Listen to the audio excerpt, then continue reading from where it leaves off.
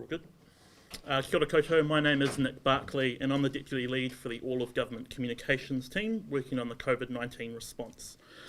From today you'll start to see change for these daily stand-ups. As you can see, we have some different banners that reflect the new campaign that was launched by the Minister of Health and the Associate Minister of Health this morning, with new website and social media channels as well. We'll be continuing to work alongside the Ministry of Health to support these stand-ups, and we'll be including some different voices from across government to provide some updates for you. Alongside Dr Ashley Bloomfield, Director General of Health, today we have Iona Holstead, Secretary for Education, following the case in Dunedin yesterday. I'll now hand over to Ashley and then to Iona before we take the questions. Kia ora koutou katoa and welcome again to the update today. New Zealand has 8 new cases of COVID-19, all overseas travel related. There are 4 new cases in Auckland, 1 in Christchurch, 2 in Waikato and 1 in Invercargill. This brings our total to 20 confirmed cases in New Zealand. Now, I don't have all the details yet because some of those results just came through this morning and it would take too long to run through all the details today at this stand-up. However, the details for each of these cases, including flight information where applicable, will be on the Ministry of Health website as it becomes available in the near future. As I've said at earlier stand-ups, for a couple of weeks now, we expected more cases, and it's most important that we identify, that we test and isolate cases and close contacts to ensure that we prevent further community spread. The clear link to recent overseas travel for these 8 cases reinforces the border restrictions that were implemented this last weekend. These restrictions are not retrospective, but I urge others who have arrived earlier from overseas to voluntarily self-isolate and, of course, be aware of what symptoms could be of COVID-19 and that they should ring Healthline or call ahead to their general practitioner for testing if they think that is warranted and to get advice. Contact tracing will be underway on any relevant flights for those new cases. And as I have said over the last 2 days, that covers the 2 seats in all directions, to the front, to the back, to the side and diagonally. Healthline will also be provided with the seat numbers and will rapidly be able to advise anyone on the flight whether they are considered a close contact. Just to reiterate again, we want to find cases. If we find them, then we can put in place appropriate isolation, contact tracing and prevent community spread. That is the game we are in. Turning now to the school closure in Dunedin. And this is the high school that is linked to the 12th positive case. Logan Park High School is working closely with both education staff and public health officials.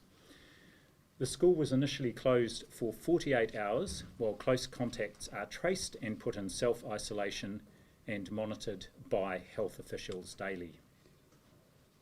There are around 150 close contacts. After discussion and consideration this morning with the Prime Minister's Chief Science Advisor, the Ministry's Chief Science Advisor and the local Medical Officer of Health, and because this is the first positive case within a school, we have decided, in addition to the self-isolation, that these close contacts will be tested over the next 24 hours to ensure that there are no other positive cases. This is a unique situation and it is part of our precautionary approach that we have taken all along with our response to COVID-19. So all close contacts will be tested and we won't have those tests all back until Friday. So we are closing the school, we're advising the school to close now through till after the weekend, and it will only reopen once we have the results of those testing, and that will be by later in the week. All those close contacts will still be required to self-isolate for 14 days because it may be that one or more of the students could be incubating the virus and we will be watching them for the development of symptoms. The police has conducted some compliance visits yesterday on a random sample of travellers who arrived in New Zealand since the self-isolation requirements came into place at midnight on Sunday. The Ministry of Health requested police to conduct these visits, and approximately 50 individuals were visited throughout the country. And they involved police visually citing those people who were expected to be in self-isolation and asking a series of questions relating to their well-being while self-isolating. They made contact with 41 individuals yesterday, and another 3 people are being followed up today because they could not be reached at the time. More visits will be conducted, and both the police and of course ourselves are very pleased with the high level of compliance. It was clear with people taking this self-isolation requirement seriously. And we must all take it seriously. This will be fundamental to our ability to prevent community transmission, and I'm very pleased that New Zealanders see the importance of this and are supporting our broader efforts. Regarding influenza vaccination, announced earlier today was the early start of our annual influenza vaccination campaign, and an increase in the number of vaccines available, an extra 400,000 than were administered last year. That's a 30% increase on last year. It is particularly important that we protect those who are most likely to be hospitalised if they get influenza, that is those over 65 and people with pre-existing conditions. And those are the groups that we will be prioritising over the next 4 weeks to receive those vaccines. As the Minister said this morning, it's critical we do what we can to prevent a bad flu season, as the flu can cause a significant strain on our health system, and more people being vaccinated against flu will help ensure that we relieve that pressure on the system. We know, of course, that the flu vaccine does not protect against COVID-19, but it will help our overall efforts to manage and respond to COVID-19. I should also reiterate that people not in those priority groups, and also that includes young children with a history of severe respiratory illness, will not be able to be vaccinated until after the 13th of April. And I believe all New Zealanders will understand why we want to put our efforts into ensuring we get those highest priority groups vaccinated over the next month before widening access to the vaccine subsequently. I'd now like to hand over to Iona to talk a little bit more from an education perspective. Good afternoon. Can I start by thanking the school and the school community in Dunedin for how they are managing this event. I am a grandparent too, and I have children in primary, secondary and tertiary institutions, and I understand why people might be anxious. But I do want to assure everybody that what has happened in Dunedin has been, we've responded with a plan. The plan was there for this eventuality, and the plan is in place and it's working. And I also want to be clear that we are not currently expecting or planning for widespread school closures. We are planning for temporary closures, as is happening at Logan Park. But as the World Health Organisation confirmed, the risk to children remains low, and parents should continue to send their kids to school and early learning services, unless, of course, they are unwell, in which case it's very important they don't attend. However, part of our planning is still important that schools and early learning services continue to prepare for distance education, not necessarily because of closures, but because of self-isolation over a 14-day period. And we are talking with major telcos at the moment on a cross-industry response so we can support those students with limited or no connectivity at home. And again, we have planned for this and are able to respond. We're working closely with our health colleagues and other government agencies to make sure that schools and their communities are kept up with information as it changes, quite frequently changes, so it's hard for them to keep up. So we're doing daily messaging to schools and early learning services. Happy to take questions. In terms of the reaction for schools, are you considering, or under what circumstances would you consider bringing forward the April school holidays? it's not a matter of consideration at the moment because we're not planning to close schools. We're planning to, with the Ministry of Health, of course, closes schools, and they will do so when there's an event that requires the school to close. Despite the school closing, there was a huge party last night, hundreds of students gathering in close quarters. Any advice for Dunedin students in particular? I'm not sure that I can give them any advice that's going to work now. That would have to be before the party. The issue, it's a good point though, because closing schools doesn't stop people meeting. And so there's quite a reaction from parts of the community saying close schools and children will be safer. Actually, they won't be any more safer. They will still be doing the things they would have done in school. In terms of these new 8 cases, are there any other schools that are at risk or that we know of that you're looking into? Based on the information I have at the moment, there are no other schools that might be involved. However, as we get updated information, some of these cases, we've just got the information through this morning, that will be on our website, and we will of course work with any schools that may be involved. Perhaps just a further comment on the question that was just asked. I think the party was university students last night in Dunedin, a St Patrick's Day gathering outside. We need to take mass gatherings seriously, and this is something we've given further advice to Cabinet, and they are considering that. The special Cabinet CBD committee is considering that again this afternoon. Stopping mass gatherings will be a really important part, we have seen that from overseas, of preventing onward community transmission, and of course that requires everyone to do their bit. So look for further advice potentially on this later today or tomorrow. On mass gatherings, Destiny Church is still planning to go ahead with their service on Sunday. Have you got any kind of advice on what the government might be able to do about that? Well, I imagine that the Destiny Church will be wanting to reduce the risk to their own members and the wider community of any transmission, and I expect that they, like all New Zealanders, will be looking at this advice as it comes through later today and responding appropriately. The Australians are banning gatherings of more than 100 people. Are we looking at moving in that direction? We're looking very carefully at that.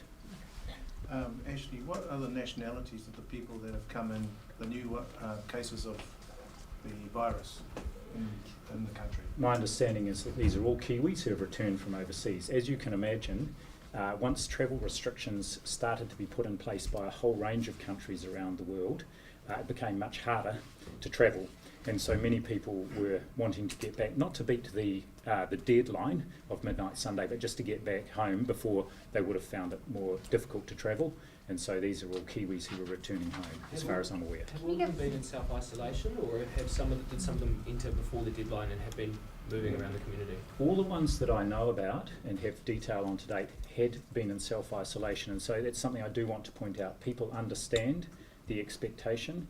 Not only were they in self-isolation, the ones I have detail on, but they were aware of the symptoms and did the right thing when they became symptomatic. So again, I want to reinforce the importance of that and commend those who did do this. So those 8 new cases, were they all part of the big impact, sort of ramp up of the 500 tests yesterday?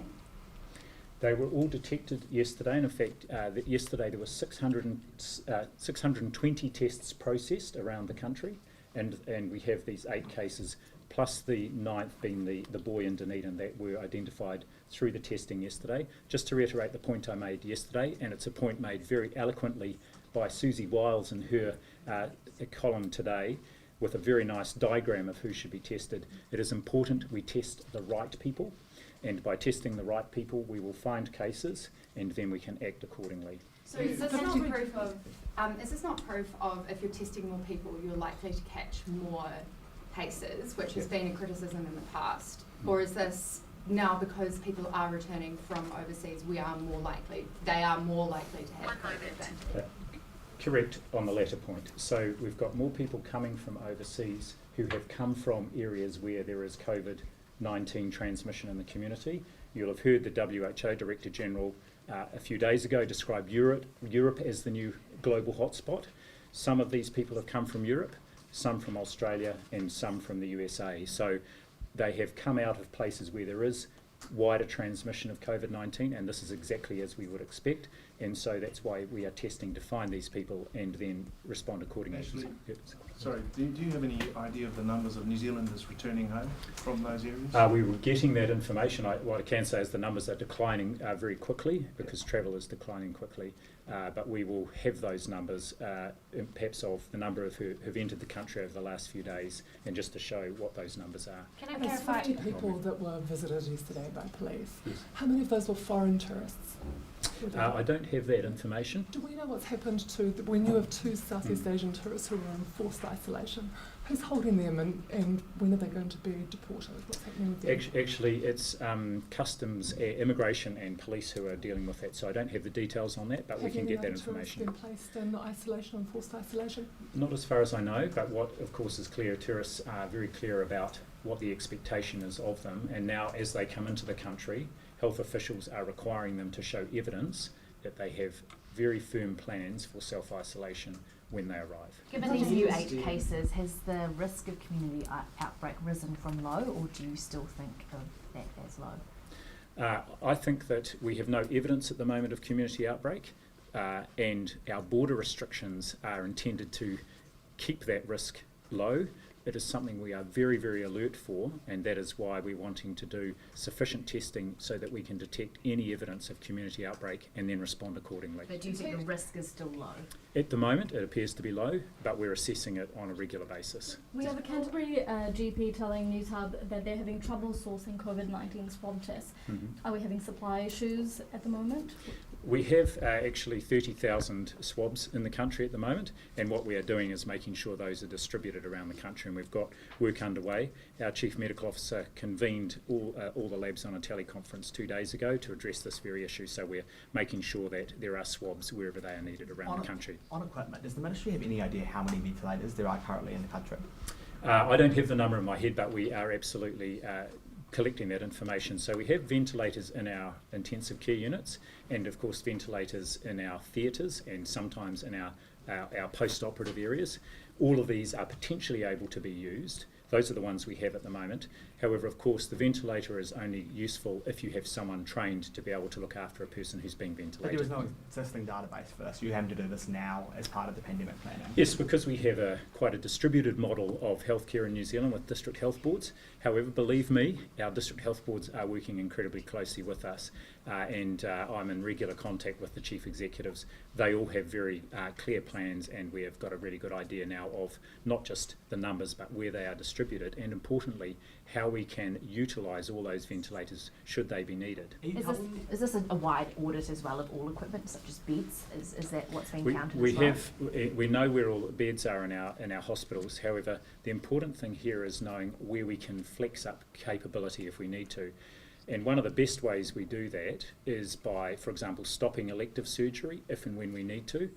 We also have already reached out to the private sector, and they are doing a sweep of all the private sector hospitals to look at what ICU or high dependency unit capacity they have, what ventilators they have, and what beds they have. So we will be looking at both public and private sector as part of our overall health system capacity. Are you worried about ICU bed rate? You know, ICU per 100k was 4 or 5 in New Zealand. Italy had 12.5. Obviously a very different population. But are you worried we need to get that rate up? What I'm concerned about is ensuring that we take the appropriate actions here to ensure that our health system can cope. And that is why we have, right from the start, taken a precautionary approach, acted early and gone quite hard on things, and we're going to continue to do that. The important thing here is that we ensure our health system is able to manage whatever level of COVID-19 cases we have here, and we need to make sure that peak doesn't exceed our health system capacity, even after we've put in place other processes like increasing our ICU and ventilator capability. There's a question over there. The World Health Organization says people shouldn't be using non-steroidal anti-inflammatory drugs like ibuprofen. Do you have any concerns about that within the Ministry of Health? I don't have a concern specifically about that. If that is advice around that relates specifically to COVID-19, what they're probably saying is that paracetamol is better because sometimes if you use non-steroidal anti-inflammatories like ibuprofen, they can have side effects, particularly in older people, whereas paracetamol doesn't have that same side effect. It causes irritation in the stomach, which can be not very good, particularly for older people. Well, There's a question clinical here. assessment centres, where are they going to be and how many are there going to be? It varies by region. So if I think about Auckland, for example, they're going to start with 5 across the Auckland region and then scale up as they need to there. So each district health board will be determining exactly how many they need and where they will be, and we're expecting those to be finalised with this week, and then it will be clear to the community about where those are and how to access them. What I will say though is these are not places that people will be expected to rock up to if they think they've got COVID-19. The appropriate process is to ring Healthline. They will refer people if they need to be tested. Will you be advising the government to ramp up border controls? Well, our border controls are already quite strict. I know Australia, it has made subsequently even stricter border controls are put in place, and I know that the government will be looking very seriously what Australia is doing. So I'm sure we will. That's a live issue. We haven't provided further advice at the moment, but I'm sure it will be a discussion. Does the ministry have any modelling advice that shows that community transmission is likely to start early next month and peak in August? So if you think about this as a single wave of transmission, you can model it, and all the models show, yes, that's what will happen. What we do have the benefit here is of some more recent modelling, and we've got a paper that just came through overnight to the Prime Minister's Chief Science Advisor that looks not so much at the modelling, but at what you can do to prevent that big peak. Now, what we have to date been talking about is flattening the peak. But even if you do that, you still likely exceed your health system capacity. So therefore, our approach, and this is what successful countries have been doing, is in a sense you want to have a series of small peaks over a longer period of time, and you amplify up quite stringent controls to ensure that you don't exceed your health system capacity, and then as it goes down again, you can ease those and be prepared to ramp them up again. So this is what looks like to be the most successful strategy. What we have been able to do in New Zealand is buy ourselves time to look at what is successful and then apply the right interventions at the right time. So with that peak, have we seen that peak yet? What's the No, latest we data haven't overnight? seen that peak When yet. When can we see that peak? Well, what we're doing is watching very closely. The challenge here, and it's one I think we've risen to really well, is you need to think about what is it we think we might need to do in 2 weeks' time, and you do it now. So we're constantly thinking ahead. We've got excellent technical advice. We've got great overseas links, and we're looking to see what has been successful in other countries so we can apply it early and ramp it right up here in New Zealand. Final question, please. What will happen if we have a huge surge in people needing flu vaccinations, and do we have enough scientists testing for COVID-19? That's 2 questions. I'll take the first one. I anticipate there will be a strong interest in flu vaccination this year. Fortunately, we have 30% more than we had last year. We are really keen to vaccinate as many people as possible. Our priorities are the people who are most likely to suffer severe impacts of influenza and be hospitalised, so over 65s and those with pre-existing conditions, our health professionals and our frontline workers, and that's where we will be prioritising vaccination over the next month. Thank you very much for your interest and for your support. Clinics have those vaccinations now? Yes, the vaccines have gone A out. few more questions about the school community. Please, if she's willing to. Do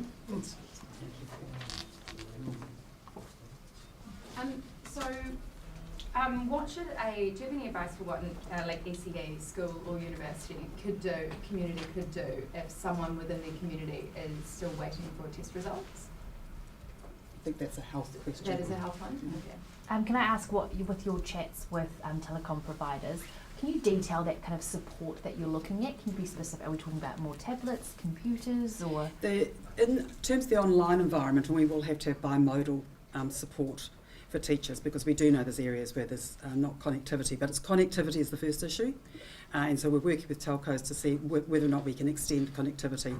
And that's got some constraints to it, just the numbers of cell towers and things. So we're trying to maximise that and also prioritise where they are. So early stages, but all of the industry is working closely with us and other parts of government. So we don't get to the issue of devices really until you've got connectivity. Is devices something you are thinking about? Oh, certainly. We've just done, you might have seen in the media, that we've done a survey of schools. We've talked to all the schools, and part of that was to find out the numbers of devices they did have and the numbers of kids who didn't have them. But as I say, we will go bimodal, and particularly for the 0 to 8-year-olds, it's probably better to be hard copy anyway. How many days did the Dunedin student attend school after their parent arrived back from overseas? Sneaky additional question there. So the student who's at Logan Park became symptomatic over the weekend and attended on the Monday. That's when his father got the test result back. He let the student know, who then went home. Thanks very much. Thank you very much again.